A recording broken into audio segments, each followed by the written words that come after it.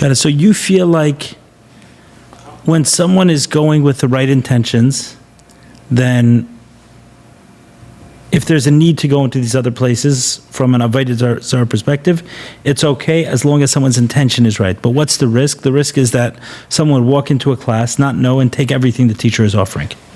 Yeah, so when we walk in there, I mean, for me again to walk into this space is because I know I'm going to meet a lot of Jewish people, and I do want to learn. There are a ton of Jews involved with yoga. yoga. Oh my God, there's so many Jews. Half the time it's Jews. You should know a lot of gurus, a lot of teachers are Jewish. You know, yeah, and all the Buddhism that came to America was through Jews. It's the Jubus.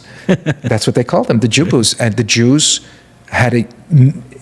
And it's interesting because those who say that it can't be kosher are forgetting that most of the teachers, I shouldn't say most, many of the teachers in yoga are Jewish people.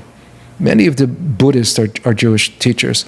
So if you say we can't change that, if we can't help that and say it's just not a good thing, then you know what, you're crossing out a bunch of Jewish people from Judaism, which is, I think, completely wrong and would be contrary to any Rebbe belief or any leadership, spiritual leader's belief to say, no, because you do this, you're not kosher enough, you're not good enough. I think that's a wrong attitude. It's how we are doing things. Who are you learning from? Right, but if something isn't intention? Compatible, then they'd have to say that, right? So yeah, you have a lot of Jews for Jesus, but they'd have to say this one's not compatible. Yeah. Well, yeah, you have a lot of, that's what, that one's really, I mean, that goes against the fundamentals of Judaism. But yoga or alternative healings do not go contrary to Torah. Right, that's what you're saying. You're saying is, and that's what I understood from the Rebbe is, let's find a way to extract the goodness from here, the part that's helping people, because one way or another, people are going to be doing it. Exactly. One of the things that I heard growing up, it's different, but it's a different subject, but I think it makes the same point, was, the question of why cigarette smoking is considered kosher. Okay. And what I heard, I don't know if this is true, is that the previous Lubavitcher Rebbe, when he heard that smoking was not healthy, or some information came to him, he immediately stopped smoking. Yeah. But he didn't put a ban on it. And the reason he didn't put a ban on it, that I heard, or even other rabbis subsequent to that, is because they'd be taking too many Jews and putting them in the category of not keeping kosher if suddenly we said smoking is not kosher. Yeah. So you're kind of saying the same thing with yoga. Yeah, I heard the same thing as you. And it would be wrong. And we're talking about the Rebbe and Lubavitchers. I mean, not to criticize them, but they should be at the forefront. We have letters of the Rebbe. I have at home over 20 letters of the Rebbe making yoga and meditation kosher. And you're going to tell me that that's not what we should be doing? Your master, your teacher was cheering for this thing. And he was, in the 70s, he's telling us, do this. What are you wasting your time? He was so upset with so many people because it was just taking them so much time. And he's like, what are you doing? Do it already. Do you have those letters, or many of those letters, like in a digital format? Maybe we can include it in a link. Yeah, absolutely. Yeah. I can also forward you a beautiful article that I wrote a few years ago about the Rebbe's letters, and I give my take on it. I can share that with you as well. Yeah, that'd be great. Yeah, the conversation, the timing is very much right. I mean, recently I've been thinking, you're familiar with sweat lodge ceremonies? Yes. So we were doing them for a while at the Healing Center. We still do them, Healing Center. But somewhere led, we have a sweat lodge there, and we have different people facilitate. We had some actually come from Canada. I love Schwitzig. I love Schwitzig. Ancient Schwitz. But in some of them, when I sat through the practice, I mean, they were throwing out a bunch of different stuff that would make a nice Jewish boy like me a little bit uncomfortable. Yeah. Sometimes. Yeah. And I kind of wondered and danced with it. It's like, it's amazingly powerful. Mm-hmm. And then some of it is just like, what are we doing? At the end of the day, we're sitting, having conversation, singing songs, in a hot and dark place. What's like, the this problem? This is amazing. But they had different messaging that certainly made a lot of people uncomfortable. And the people who came. The people who came because their traditions, their ways, Orthodox. Yeah, there was. I actually spoke to a rabbi about it. Yeah. So I asked him, because what they seem to believe is that everything is God. Right? What does that mean? Meaning they talk about like nature and creation, like everything is God. Yeah. Which I spoke to him about it. He actually told me that it's close to a Jewish belief, but it's not. And it would be an idol worship belief, because Judaism believes God is everything. Not everything is God.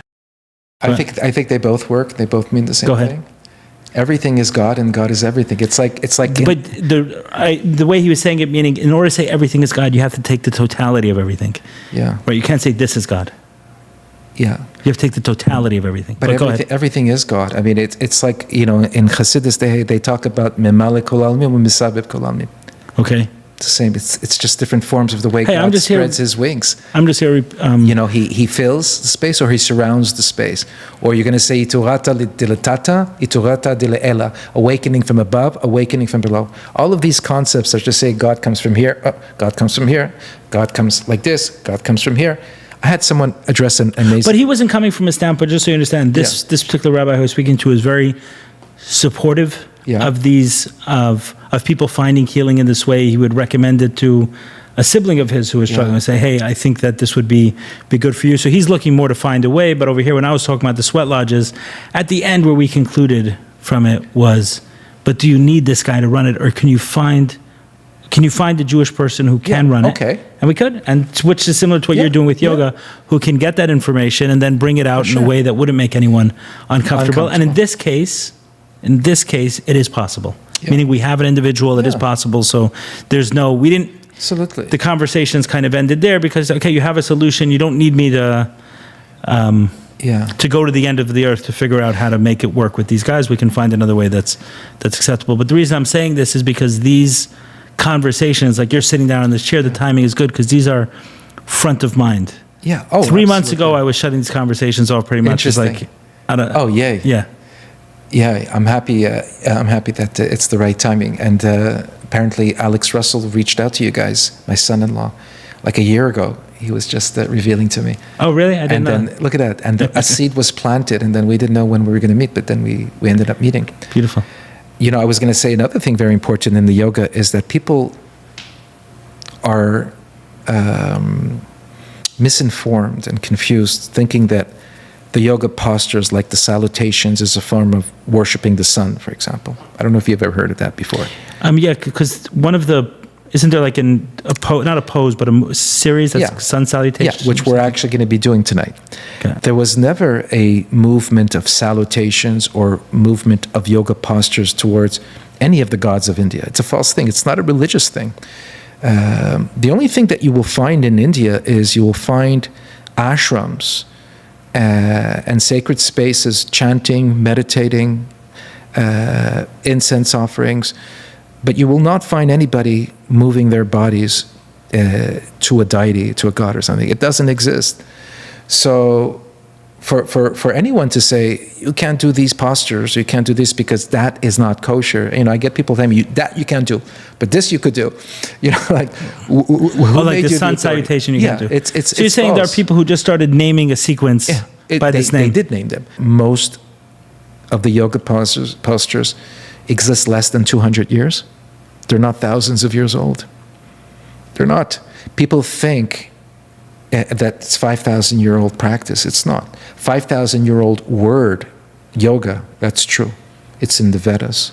It's in the third book of the Vedas, in the Rig Vedas. It's right there. I saw it myself. It means to yoke. But nowhere else, and not in the Rig Vedas, not in any book, says you need to do these postures and you need to do this. The only thing you will find in the yoga text and as an image is the lotus pose. The lotus pose, you sit with your legs crossed in a comfortable. But you know what? I can show you Baba Sali doing the same pose in Morocco. I can show you that in Morocco, my parents come from Morocco, that's how they used to sit and learn Torah in the lotus pose. So it's not something you can't say that's the only thing that you'll find that's thousands of years old in yoga or in India. But it's a common way to sit. Other than that, there is no other If I could sit in a lotus pose, I would sit in the lotus pose too. You know what? I was hoping we would sit on the floor, but we're sitting on chairs. Next time we'll have to do that.